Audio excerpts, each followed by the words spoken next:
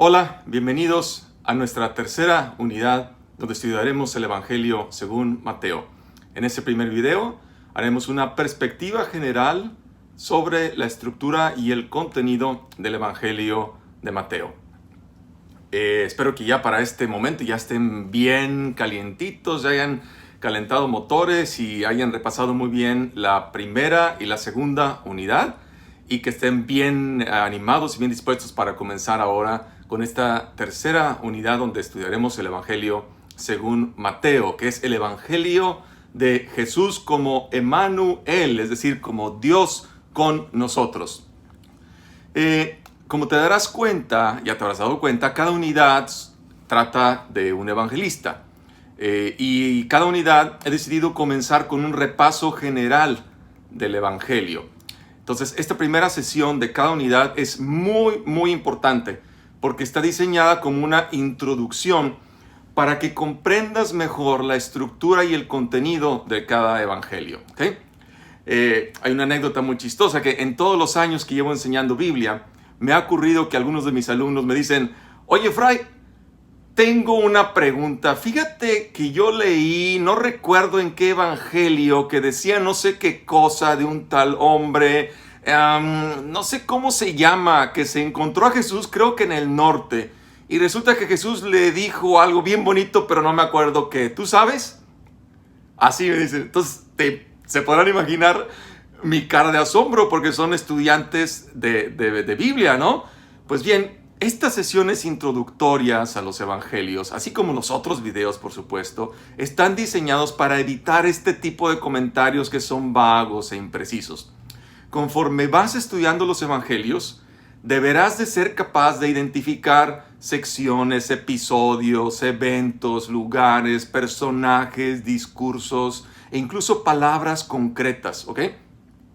Siempre les digo a mis alumnos que al final del semestre deberán ser capaces de decirme: oye, Fray, en el capítulo primero, versos 18 al 25 del Evangelio según Mateo, el evangelista relata la anunciación del nacimiento de Jesús a José, pero no a María. ¿A qué se debe esto? ¿Qué significa? ¿Se fijan? Qué distinta la pregunta, porque entonces esto me dice que el estudiante se ha tomado el tiempo de hacer su tarea y de leer con cuidado los textos bíblicos, ¿ok? Ahora también, nadie domina la Biblia ni los evangelios en 4 semanas, como nosotros con este curso, ¿no? Así que no te desesperes. Lo importante es que seas perseverante y paciente contigo mismo, con constancia y dedicación, vas a ver los resultados. Antes de que veas este video, te recomiendo leer de corrido el Evangelio de Mateo, ¿ok? Que es el Evangelio de esta unidad. Mientras ves el video, te recomiendo tener tu Biblia a la mano y un cuaderno para que vayas anotando las citas bíblicas que yo voy mencionando aquí, así como tus comentarios, dudas, preguntas. Por supuesto que puedes pausar o regresar el video cuantas veces sea necesario, cuantas veces quieras, ¿ok? El objetivo es que primero tú leas todo el evangelio que corresponde, en este caso el Evangelio de Mateo, y luego veas el video para que comprendas mejor lo que yo voy a decir aquí. ¿Ok? En este caso, su estructura y su contenido. Entonces, ¿están listos? Comenzamos. Mateo es conocido como el Evangelio de la Iglesia. No solo es el único evangelio que usa la palabra iglesia, en griego eclesia, en Mateo 16, 18 y 18, 17. Recuerden ustedes que cuando menciono los textos, las citas bíblicas, el primer número es el capítulo y los siguientes números son los versículos, a menos que yo indique lo contrario, ¿ok?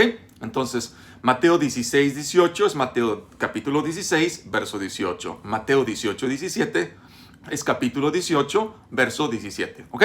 Entonces decíamos, Mateo es el único que utiliza la palabra iglesia. Y esto es bien importante porque significa que su contenido y estructura, el de su evangelio, pretenden proveer una guía clara y coherente a una comunidad de creyentes en Jesús. Al igual que los otros evangelios canónicos, este evangelio es anónimo, es decir, no sabemos bien a bien quién lo escribió.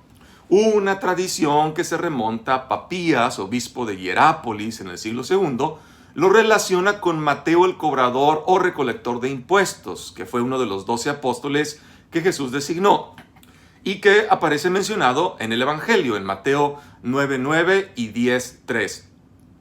Algunos especialistas dicen que quizás el verso de Mateo capítulo 13, verso 52, es la firma disfrazada del evangelista. Fíjate lo que dice: todo escriba que se ha hecho discípulo del reino de los cielos es semejante al dueño de una casa que saca de su arca cosas nuevas y cosas viejas. Este es un elogio del escriba que es creyente en Cristo y resume además todo el ideal del evangelista Mateo. Es también una invitación a todo escriba, a todos los discípulos, a ser también creadores de nuevos relatos y parábolas que expliquen quién es Jesús. Entonces la invitación es también para nosotros ahí, ¿ok? La mayoría de los especialistas coincide en que ese Leví o Mateo de los evangelios no es el autor del evangelio según Mateo. Lo que sí podemos saber, y eso lo veremos en el segundo video, es algo sobre el carácter y el contexto del evangelista. Como siempre, usaré el nombre que la tradición le ha dado al autor para explicar este evangelio. En este caso, el evangelio de Mateo según Mateo, ¿ok? El evangelio de Mateo fue escrito, según la mayoría de los biblistas, entre los años 85 y 90 después de Cristo, quizás en Antioquía. Ha sido el evangelio más usado por la iglesia en su culto, en su liturgia y también en su predicación. Como te podrás dar cuenta, el evangelio de Mateo también es más largo que el de Marcos. Marcos está compuesto por 16 capítulos, mientras que Mateo está compuesto por 28 capítulos. Mateo es, sin duda alguna, la edición más exitosa del Evangelio de Marcos. ¿Qué significa? Que Mateo ha editado el Evangelio de Marcos. 50% del contenido de Mateo, unos 508 versículos más o menos, proviene del Evangelio según Marcos. Entonces, Mateo ha tomado estos versos y los ha reinterpretado y editado de acuerdo a su propio contexto social, a su propia intención y a su propio proyecto teológico. ¿Okay? El evangelista y su comunidad parecen haber tenido un contexto profundamente judío. Y esto lo sabemos por tres características. Toma nota. Es la emoción que me gana. Primera, sus temas principales son parte fundamental de la literatura y la religión judía, como por ejemplo, reino de los cielos. Mateo prefiere llamarle reino de los cielos que reino de Dios para evitar mencionar el nombre de Dios, que era parte de la costumbre en el mundo judío. ¿Okay? Otro tema es la justicia, la fidelidad, la misericordia, la perfección. ¿Okay? Temas profundamente enraizados en la espiritualidad judía. Segunda característica, Mateo muestra un especial interés en las escrituras hebreas, la llamada Tanakh. Hoy te explicaré qué es esto. Y lo utiliza para dar testimonio de los eventos, de la persona y de la actividad de Jesús.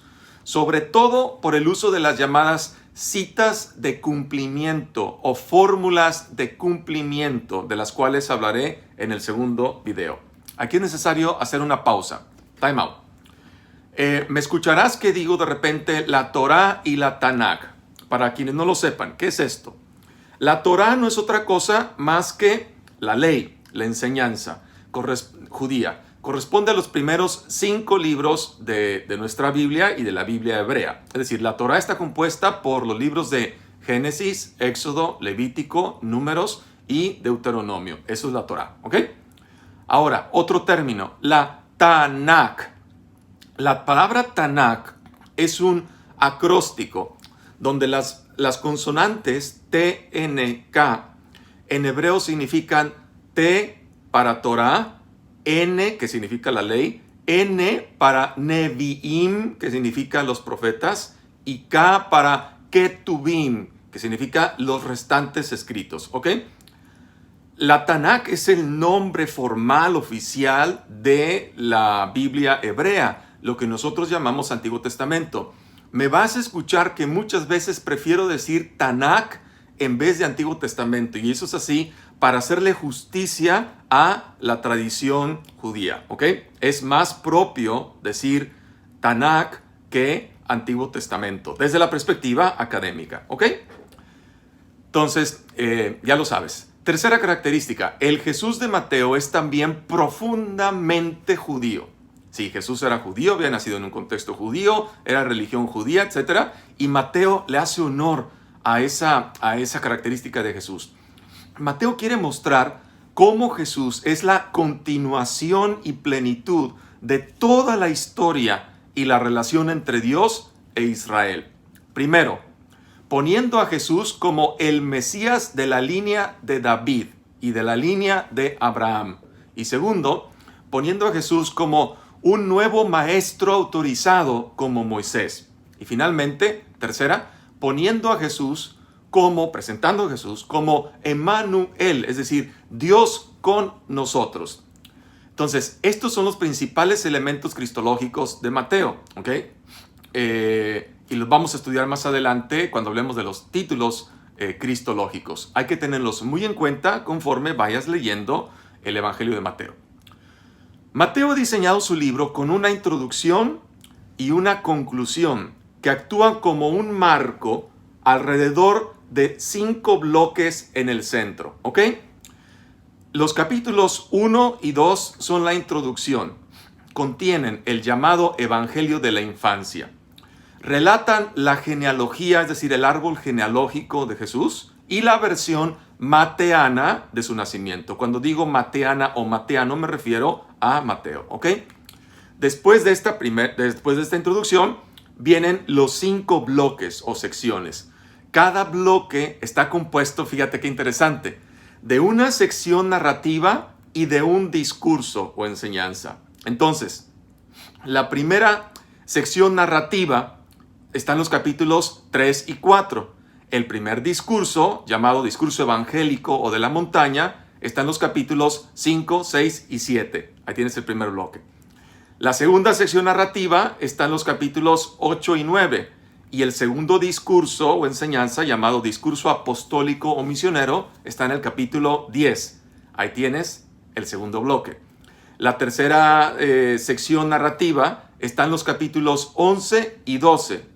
Y luego el tercer discurso o enseñanza, que se llama discurso parabólico por parábolas, en el capítulo 13. Y ahí tienes el tercer bloque. Luego, la cuarta sección narrativa, capítulos del 14 al 18.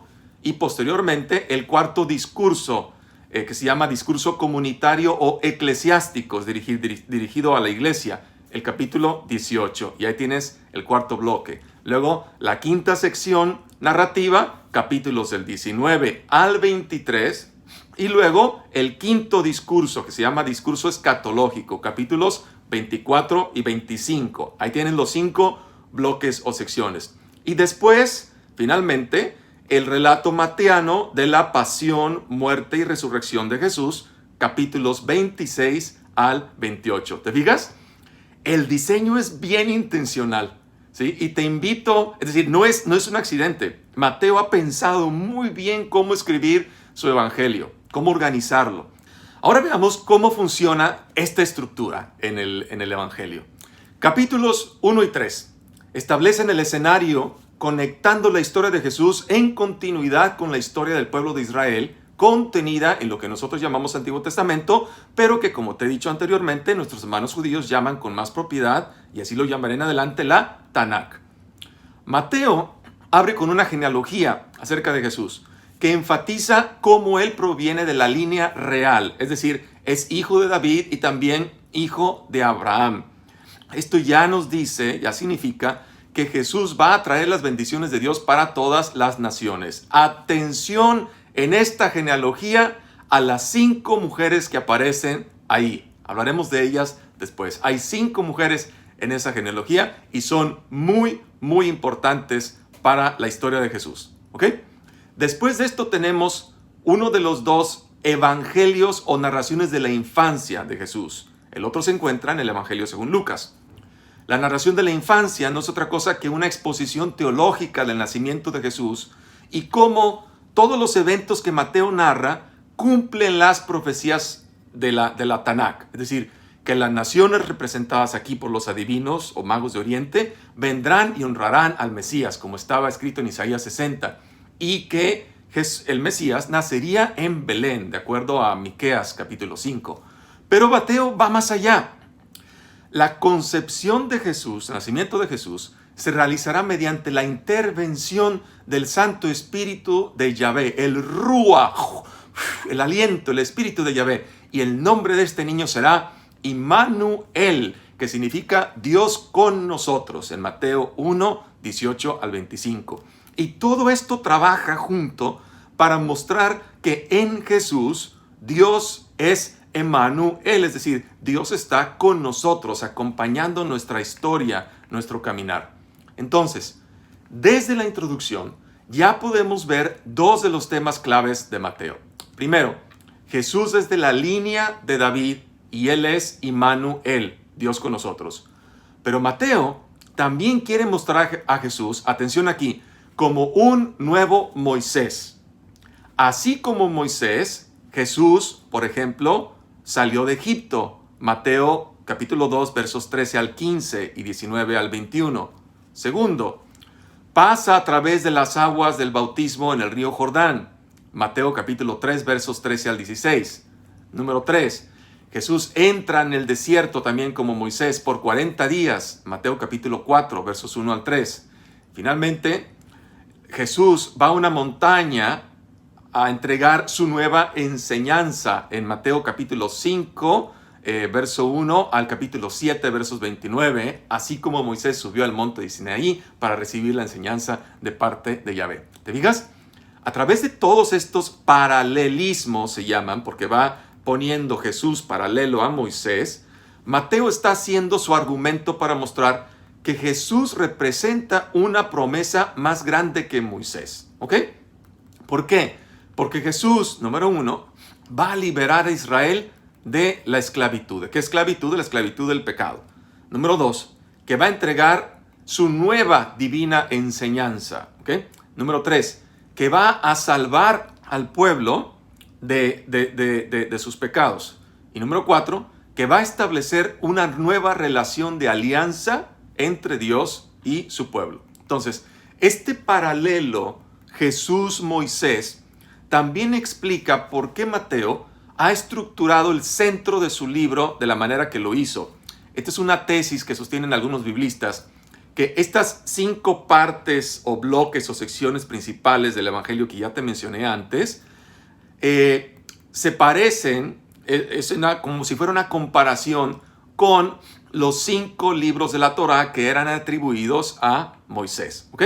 Entonces, estos 5 discursos realzan a Jesús como un maestro. Este es el rasgo más característico del Jesús de Mateo, ¿sí? Que Jesús enseña. Jesús es un maestro. Y Mateo ha creado este paralelo, esta semejanza. Jesús como maestro proclamando sus 5 discursos, como te decía antes, se asemeja a Moisés entregando los 5 discursos o libros, los 5 libros, mejor dicho, de la Torá, según lo creían algunos judíos. Entonces, Jesús es el nuevo maestro que está autorizado, ¿sí?, para realizar la nueva alianza, para explicar a plenitud la Torá y para dar cumplimiento, plenitud, a toda la historia de la relación con Dios que ha comenzado allá con la Torá, ¿ok?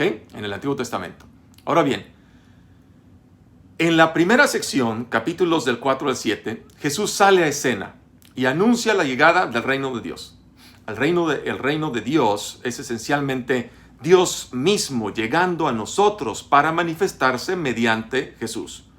Jesús ha venido para confrontar el mal, representado por los malos espíritus, y su legado de opresión demoníaca, enfermedad y muerte. ¿Okay? Jesús ha venido para restaurar el reinado de Dios en este mundo, creando una nueva familia que surgirá, la iglesia, esta nueva familia que seguirá escuchando y obedeciendo sus enseñanzas y viviendo en su reino, es decir, viviendo esta nueva forma de vida llamada reino de Dios.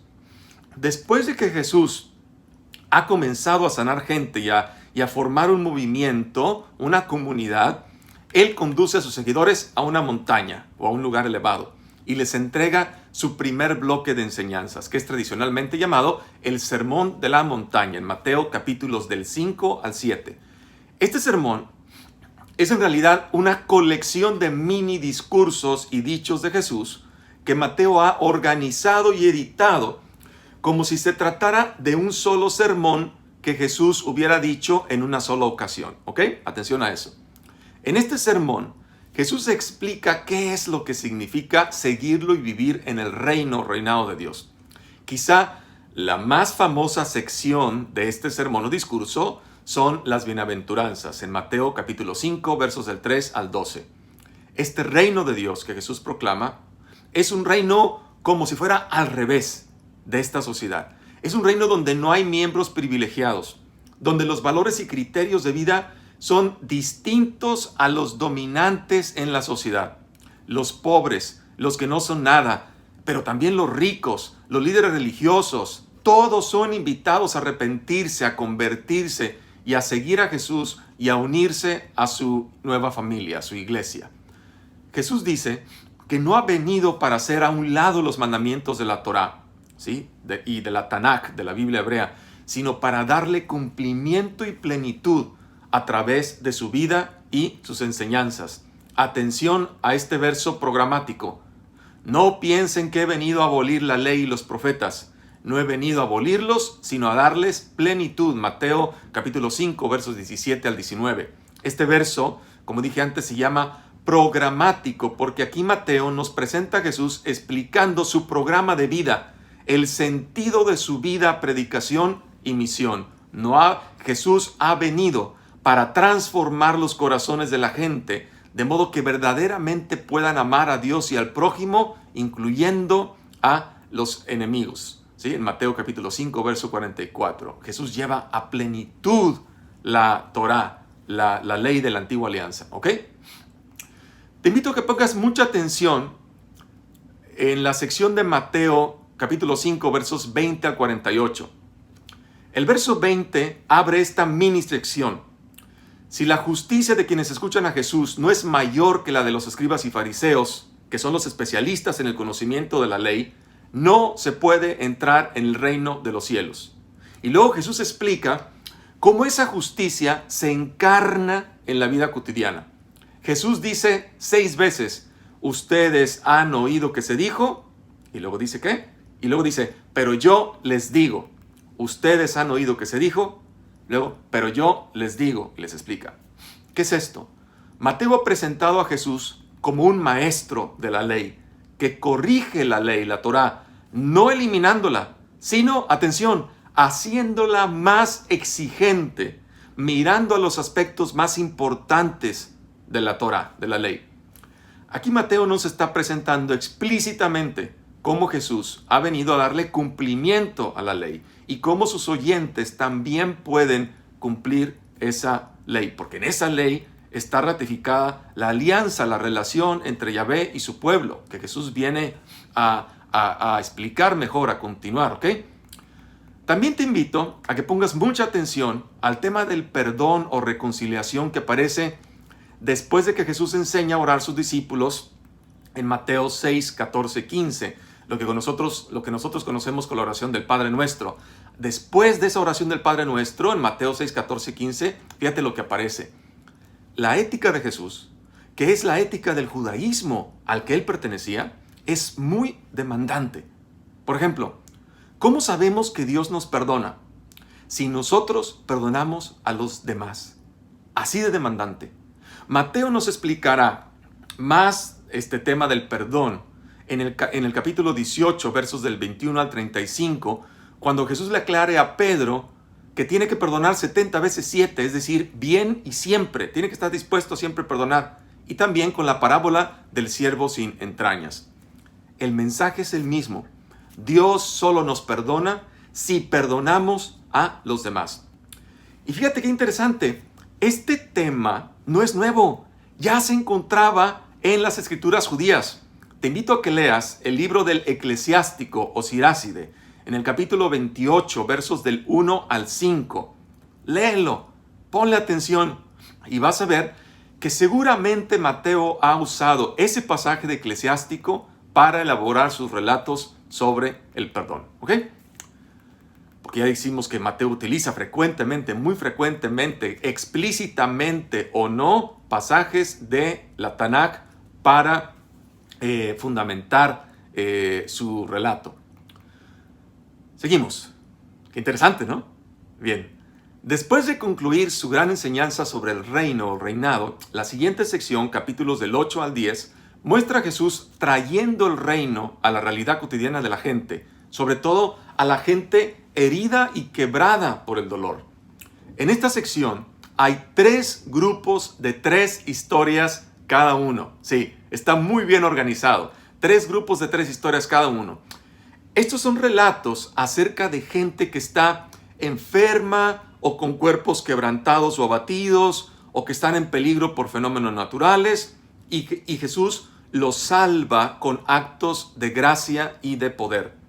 Y justo en medio y al final de esas triadas, 3 grupos de 3, encontramos 3 textos vocacionales donde Jesús llama a la gente para que lo siga y continúe su propia misión, su misma misión.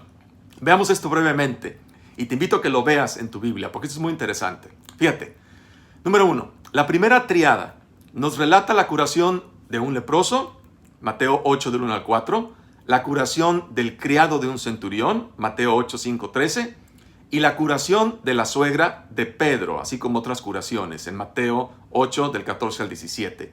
Y luego viene el texto vocacional, Mateo 8, 18 al 22, donde Jesús explica las demandas del discipulado, es decir, de la vocación a ser discípulos suyos. ¿Te fijas? Ok, esa fue la primera triada. Ahora, la segunda triada nos relata la tempestad calmada, que es un pasaje profundamente simbólico, en Mateo capítulo 8, versos 23 al 27, la curación de los endemoniados gadarenos, Mateo 8 del 28 al 34, y la curación de un paralítico, Mateo 9 del 1 al 8.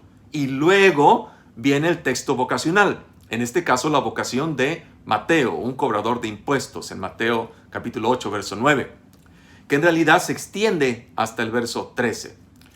¿Qué significa esto? Si la misión de Jesús es llamar a los pecadores y no a los justos, puesto que estos ya están cumpliendo la ley, entonces esa es también la misión que se deriva de la vocación de los discípulos. Llamar a los pecadores a la conversión. ¿Empezando por quién? Por uno mismo, ¿ok? La tercera triada nos relata, 1, la curación de una hemorroísa y la resucitación de la hija de un magistrado del pueblo, en Mateo 9 del 18 al 26. La curación de 2 ciegos, en Mateo 9 del 27 al 31. Y la curación de un endemoniado mudo, en Mateo 9, 32 al 34. ¿Qué viene luego? Exacto. Luego viene un relato vocacional, o una especie de relato vocacional, que cierra esta sección donde Jesús le dice a sus discípulos que le rueguen al dueño de la mies, es decir, a Dios, que envíe obreros a su mies. ¿Para qué? Para que continúen con su misma misión, es decir, proclamar el evangelio del reino y sanar toda enfermedad y dolencia movidos por la compasión. Mateo 9, del 35 al 38. Esa es la vocación de todo discípulo y discípula de Jesús. ¿Te fijas? ¡Qué maravilla! Cómo Mateo ha estructurado su evangelio, ¿verdad? Ok. Mateo está haciendo un argumento aquí. Uno solo puede experimentar el poder y la gracia de Jesús si lo sigue y se vuelve su discípulo. Es decir, si aprende de su enseñanza y se comporta como Él se comporta. Después de que Mateo ha mostrado el poder del reino a través de Jesús, este extiende su alcance ahora enviando a los 12 discípulos, ¿sí?, que deberán hacer lo mismo que Él está haciendo. Y esto nos lleva al segundo discurso, que es llamado el discurso apostólico o misionero, en Mateo capítulo 10. Aquí Jesús enseña a sus discípulos cómo anunciar el reino de Dios, Mateo 10 del 1 al 15, y también las consecuencias de esa vocación y misión, en Mateo 10 del 16 al 25. Muchos en Israel están aceptando a Jesús y su ofrecimiento del reino, pero hay algunos que no. Los líderes de Israel, no. ¿Por qué? Porque ellos se arriesgan a perder sus privilegios si se convierten, si se arrepienten y se hacen discípulos de Jesús. Y Jesús sabe, Mateo nos lo dice, que lo van a rechazar y que van a perseguir a sus seguidores. Y eso es exactamente lo que pasó, ¿sí? Después viene el siguiente bloque, el tercer bloque de Mateo, capítulos del 11 al 13. Este es un bloque narrativo, ¿sí?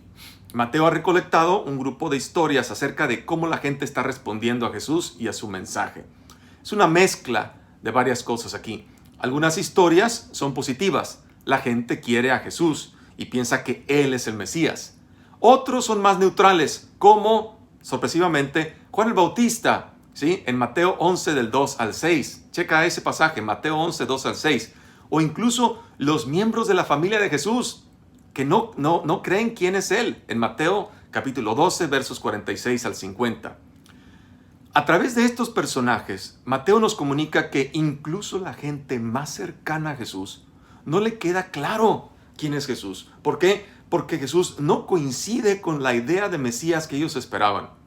Y luego están los líderes de Israel, que son mostrados como totalmente negativos y opuestos a Jesús. En ese grupo están los fariseos y los escribas, y también los saduceos, los saduceos, pero sobre todo los fariseos y los escribas, es decir, los estudiosos de la Torá. Y todos ellos juntos en bloque son presentados por Mateo rechazando a Jesús.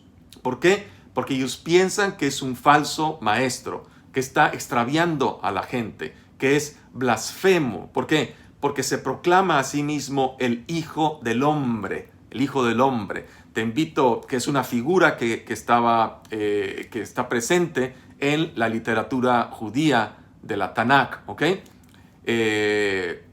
Lo puedes ver, por ejemplo, en Mateo capítulo 11, versos del 16 al 24, capítulo 12, versos del 1 al 8, y también 12, versos del 22 al 42.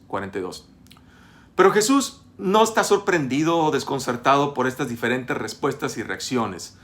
Y por eso ahora Mateo nos introduce en el tercer discurso, el discurso parabólico por parábolas, ¿ok? Mateo capítulo 13. En este capítulo, Mateo ha recolectado un conjunto de parábolas de Jesús acerca del reinado de Dios, que Mateo también llama reino de los cielos. Ya te explicaba antes por qué.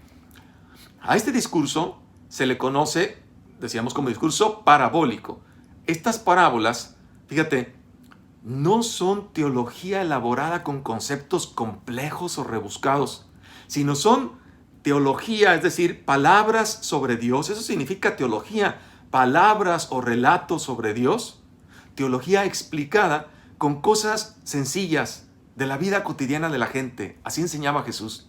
Por ejemplo, la parábola del sembrador o de los 4 tipos de tierra, con todo y su explicación, en Mateo 13, del 3 al 23. La parábola del trigo y la cizaña, junto con su explicación, Mateo 13, del 24 al 30. La parábola de la semilla de mostaza, Mateo 13, del 31 al 32. La parábola de la levadura, Mateo 13, 33. Y la parábola de la perla y el tesoro enterrados, en Mateo 13, 44, 46. Finalmente, la parábola de la red, en Mateo 13, 47 al 50. Estas parábolas funcionan como comentarios acerca de las historias que se han leído previamente en los capítulos 11 y 12. ¿Qué nos dicen? Algunas personas están aceptando a Jesús con entusiasmo, mientras que otras lo están rechazando. Pero el reinado de Dios, que Jesús compara con todas estas imágenes, el reinado de Dios es de suma importancia y su llegada no se podrá detener a pesar de todos los obstáculos que se atraviesen en el camino. Esa es la gran lección de este capítulo 13. ¿Ok?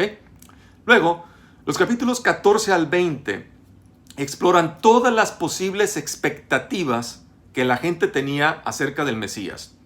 Jesús sigue curando enfermos, incluso 2 veces provee milagrosamente de comida para enormes multitudes en el desierto. Atención aquí, una de esas multiplicaciones aparece en tierra judía, ¿sí? En tierra de Judea, que es el texto en Mateo capítulo 14, versos del 13 al 21, y la otra aparece en tierra pagana, fuera de Israel, entre no judíos, gentiles o paganos, ¿ok? Mateo capítulo 15, versos del 32 al 38. Este tipo de relatos de multiplicación de los panes, ¿sí?, ya tienen precedentes en el Antiguo Testamento, como te puedes imaginar. Por ejemplo, en el relato de la multiplicación de los panes realizada por el profeta Eliseo, en el segundo libro de los Reyes, capítulo 4, versos del 42 al 44. ¿sí? Cheque ese pasaje. Segundo de Reyes, capítulo 4, versos 42 al 44. Pero ahí el número de personas alimentadas es mucho menor que la de los relatos de Mateo, solamente 100. Entonces, esto es una estrategia literaria, ¿no?, del evangelista al presentar una gran cantidad de gente, 5,000, ¿no?, para contrarrestar la superioridad de Jesús respecto a los profetas del Antiguo Testamento. Es decir, Jesús es más grande, más poderoso que el profeta Eliseo. Esa es la estrategia literaria del evangelista, ¿ok? Todos están emocionados porque Jesús ha distribuido pan para todos y piensan que Él es el gran profeta y el Mesías, pero los líderes religiosos no piensan así. ¿Por qué? La visión de Mesías de los líderes religiosos está construida en pasajes como el Salmo 2, de los versos 6 al 9. Chécalo. O en el libro de Daniel, capítulo 2, versos 44 al 45. ¿De qué hablan estos dos pasajes? Hablan de un Mesías victorioso que va a liberar a Israel y derrotar a los opresores paganos, que va a heredar las riquezas de las naciones y que las dominará con violencia. ¿Sí? Te invito a que cheques esos pasajes, ¿ok? Salmo 2 y luego el capítulo 2 del libro de Daniel, versos 44 al 45. ¿Sí? Ese es el Mesías que tienen en la mente muchos judíos del tiempo de Jesús. Por eso, desde su punto de vista, Jesús es un maestro falso que hace afirmaciones blasfemas acerca de sí mismo. Las historias en esta sección nos muestran la creciente oposición a Jesús que desemboca en el complot para matarlo. Como respuesta, Jesús se retira y comienza a enseñar a sus discípulos más cercanos lo que significa para él ser el Mesías de Israel, porque no es lo que nadie, incluyendo ellos, esperan. Tampoco los discípulos han terminado de entender. ¿Cómo lo sabemos? Jesús pregunta a sus discípulos, ¿quién dicen ustedes que soy yo? En Mateo 16:13. Y Pedro, al parecer, sale al paso con la respuesta y dice, tú eres el Mesías, el Hijo de Dios vivo. Pero luego aparece claro que Pedro está pensando en un rey que va a reinar victorioso a través del poder militar, como aparece en esos pasajes, en el Salmo 2 y en Daniel 2. Jesús responde al deseo de Pedro, ¿no?, de no seguir su camino a Jerusalén. Jesús reta a Pedro diciéndole que sí, que él será rey, pero de una manera distinta a la que Pedro se imagina. Luego Jesús empieza a enseñar sobre temas basados en el profeta Isaías, sobre todo en el capítulo 53, que decían que el rey mesiánico sufriría y moriría por los pecados de su pueblo. ¿Okay? Mateo nos presenta a Jesús presentándose a sí mismo como un rey mesiánico que reina haciéndose sirviente, es decir, siervo, y que entrega su vida por Israel y las naciones, es decir, por todas las demás naciones, los paganos, los gentiles. Pedro y los discípulos no entienden esto. Y entonces Mateo nos presenta su cuarto discurso, el discurso comunitario o eclesiástico, es decir, el discurso de la iglesia, en el capítulo 18. En este discurso, Jesús instruye a sus discípulos cómo debe ser la comunidad que vive en la dinámica del reino de Dios. Hay que poner mucha atención en este discurso a la enseñanza sobre evitar el escándalo, Mateo 18, del 5 al 10, la corrección fraterna, importantísimo pasaje. Si viviéramos solo ese pasaje, si lo pusiéramos en práctica, qué distinta sería nuestra vida, nuestras familias, nuestras comunidades eclesiales y hasta los gobiernos. Fíjate bien, en Mateo capítulo 18, versos del 12 al 18. También la auténtica oración que Dios escucha en Mateo 18, versos del 19 al 20. Y finalmente el perdón o la reconciliación en la comunidad de Jesús. ¿Cómo debe ser?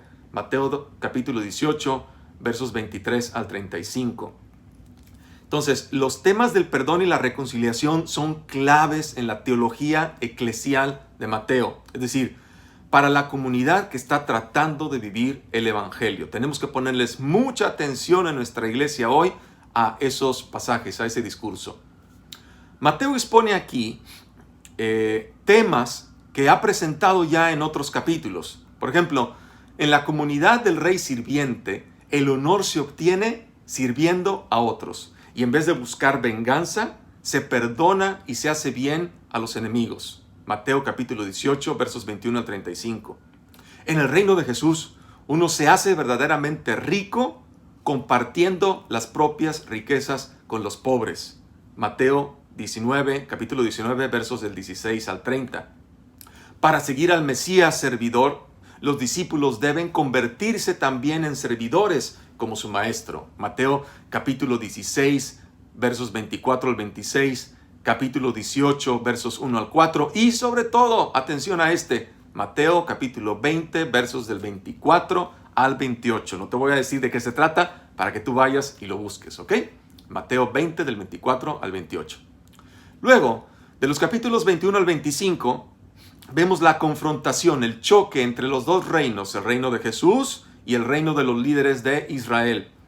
Jesús va a Jerusalén para la Pascua montado en un burrito y la gente sale a su encuentro aclamándolo como Mesías. Mateo 21, versos del 1 al 11.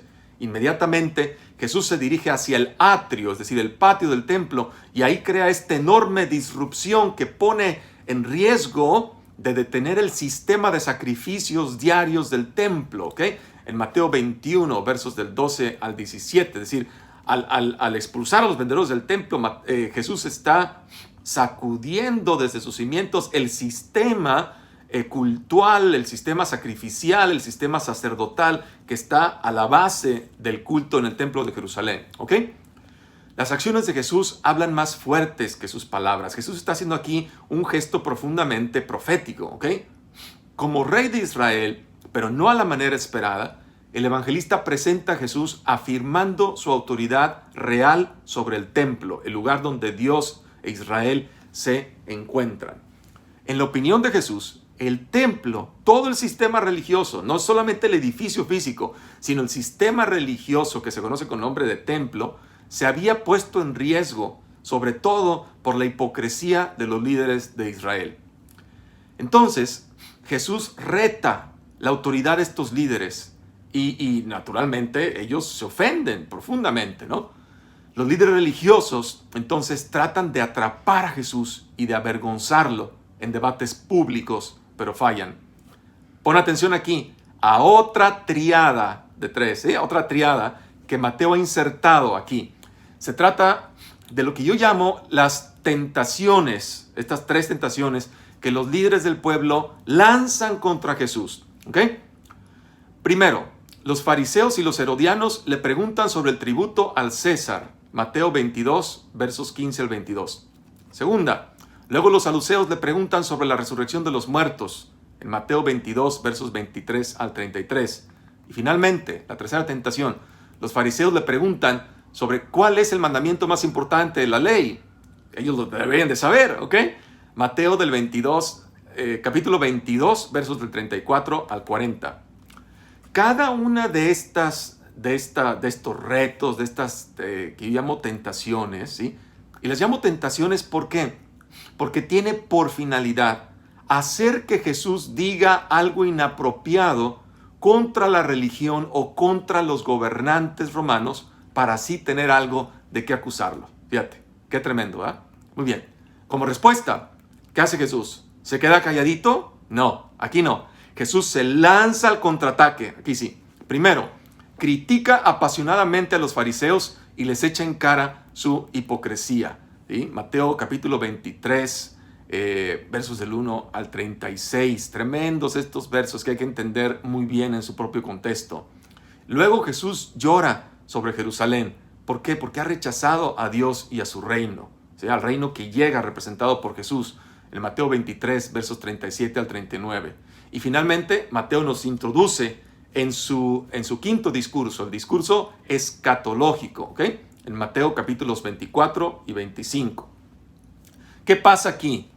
En Mateo 24 al 25, Jesús se retira con sus discípulos y comienza a decirles lo que va a ocurrir.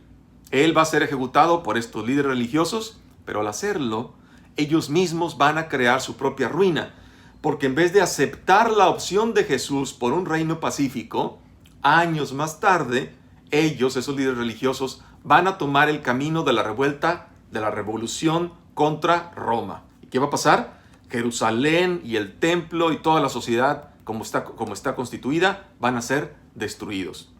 Pero Jesús dice que ese no es el final de esta historia. Jesús dice que Él va a ser reivindicado por Dios después de su muerte por su resurrección.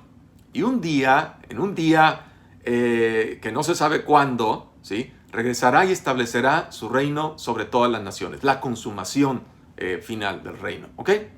Mientras tanto, los discípulos en este lapso de tiempo necesitan estar alerta y comprometidos para anunciar a Jesús y a su reino y esparcir este evangelio, estas buenas noticias, por todas las naciones. ¿Ok? Con todo eso sonando en la cabeza de los discípulos, la narración llega a su clímax en Mateo capítulos 26 al 28. ¿Qué pasa aquí? La noche de la cena de Pascua, Jesús toma aparte a sus discípulos y celebra la Pascua con ellos. La Pascua, acuérdate, es esta fiesta que recuerda la historia del rescate, de la redención, de la liberación, de la salvación de Israel, de la esclavitud de Egipto, a través de la muerte del Cordero de Pascua, ¿ok? Entonces Jesús toma el pan y el vino de esta cena como símbolos de la nueva alianza, para mostrar que su próxima muerte será un sacrificio que rescatará, ¿sí? Es decir, redimirá, liberará, salvará a su pueblo de la esclavitud del pecado y del mal. Mateo capítulo 26, versos 17 al 30. Después de la cena, Jesús se dirige al Monte de los Olivos, de ahí a Getsemaní, que queda justo al lado, y ahí en Getsemaní es arrestado, luego llevado al juicio frente al Sanedrín, que es el consejo de líderes judíos, ¿sí? En Mateo capítulo 26, versos 36 al 68. ¿Qué pasa ahí en el Sanedrín? Ellos rechazan su pretensión de ser el Mesías, no el que ellos creían, sino el auténtico Mesías, el Mesías del reino de Dios, de esta manera, sirviendo a los demás, poniendo la propia vida al servicio de los demás, y lo acusan de blasfemia contra Dios. Inmediatamente después, Mateo ha insertado el episodio de las negaciones de Pedro. Otra triada. ¿Cuántas veces niega Pedro a Jesús? 3. Entonces, al negar su relación con Jesús, Pedro está rechazando ser discípulo suyo y está rechazando también la identidad y misión de Jesús. Cuando el discípulo rechaza al maestro, rechaza también la persona, la identidad y la misión del maestro, ¿sí? Esto lo encuentras en Mateo capítulo 26, versos del 69 al 75. Luego Jesús es llevado frente al gobernador romano Poncio Pilatos, y Pilatos piensa que Jesús es inocente, pero al final cede a la presión de los líderes judíos y sentencia a Jesús a la muerte por crucifixión. Entonces Jesús es llevado por los soldados romanos al sitio de la crucifixión llamado Gólgota, y ahí lo crucifican. Mateo 27, versos del 11 al 52. Cuando releas el Evangelio, porque espero que para ahorita ya lo hayas leído al menos una vez, sobre todo cuando lo releas poniendo atención a las notas al pie y a los pasajes laterales que están en tu Biblia, si tienes una buena Biblia de estudio, notarás que en esta sección de los capítulos, estos dos últimos capítulos del 26 al 28, al igual que lo hizo ya en capítulos anteriores, Mateo incrementa el número de referencias a la Tanakh, a la Biblia hebrea. ¿Okay? ¿Por qué? Porque Mateo otra vez está tratando de demostrar que la muerte de Jesús no fue una tragedia o un fracaso, sino que fue el cumplimiento de algunas antiguas promesas proféticas. Mateo ha aplicado estas profecías a Jesús. ¿Para qué? Para legitimar y justificar su vida y su misión ante el pueblo de Israel y ante la audiencia que está leyendo o escuchando a Mateo. ¿Ok? Como ya he explicado antes, este recurso literario era muy usado en la literatura judía, nada nuevo. ¿Ok? Entonces, el principal texto del Antiguo Testamento, de la Tanakh, que Mateo tiene en el trasfondo, fíjate, de la pasión, muerte y resurrección de Jesús, es un pasaje de Isaías. Se conoce como el cuarto canto del siervo sufriente de Yahvé, o cuarto himno del siervo sufriente de Yahvé, que está en Isaías capítulo 52, verso 13, y luego todo el capítulo 53. ¿Qué nos quiere decir Mateo al utilizar este pasaje de Isaías? Que Jesús vino como el Mesías sirviente, pero que fue rechazado por su propia gente.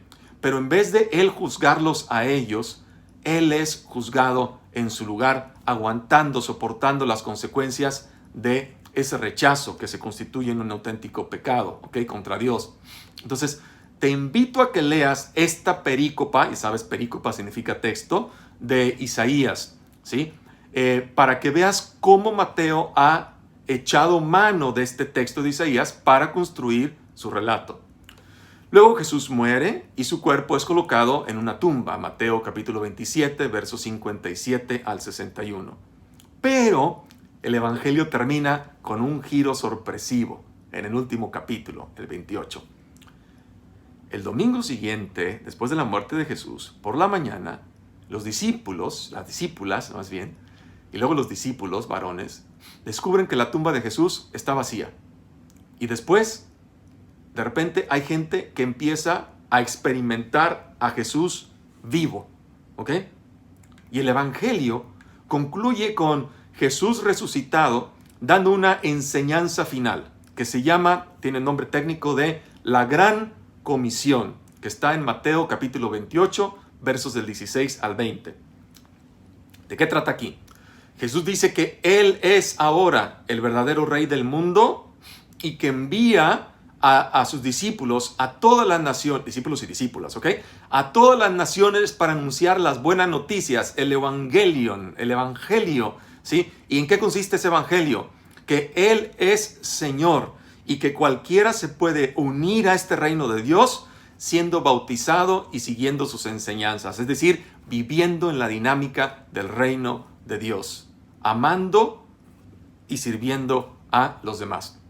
Si te fijas, el Jesús maestro de Mateo ahora envía a sus discípulos a enseñar las enseñanzas del único maestro. Mateo capítulo 28, verso 20.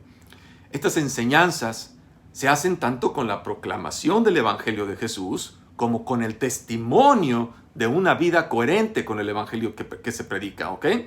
Es la predicación y el testimonio de vida. Si nos quedamos solo en la predicación, no sirve de nada. La gente no nos va a creer, ¿ok? Nos volvemos creíbles cuando ponemos en práctica lo que predicamos. Y en esa lucha estamos siempre, ¿ok? Entonces, el Evangelio cierra con una hermosísima promesa para los discípulos de Jesús, los de entonces y los de ahora. Mateo recuerda el nombre de Jesús que le había sido revelado a José desde el inicio del Evangelio. En Mateo 1:23 dice, le pondrás por nombre Emmanuel, o le pondrán por nombre Emmanuel, Dios con nosotros. Y así, las últimas palabras de Jesús a sus discípulos en este Evangelio, ¿cuáles son? Yo estaré con ustedes. ¿Te digas? Yo estaré con ustedes día tras día hasta el fin de la era. Mateo capítulo 28, verso 20. Era se refiere aquí a la era o edad de la iglesia, que es inaugurada por la proclamación del reino de Jesús y termina con la venida escatológica de Jesús en un tiempo indeterminado en el futuro, ¿ok? Entonces, ¿te fijaste? El Evangelio abre y cierra con la proclamación de la identidad de Jesús. Abre con el anuncio de que el niño que nacerá de María es Immanuel, Dios con nosotros. Y cierra con la promesa de que Jesús estará con sus discípulos siempre. En Jesús, Dios está con nosotros, con toda la humanidad. Jesús no se ha ido. Su presencia mística está en medio de nosotros hasta el día en que Él finalmente regrese. Y así es como terminamos nuestro recorrido general por el Evangelio según Mateo. Muchísimas gracias. Paz y bien a todos.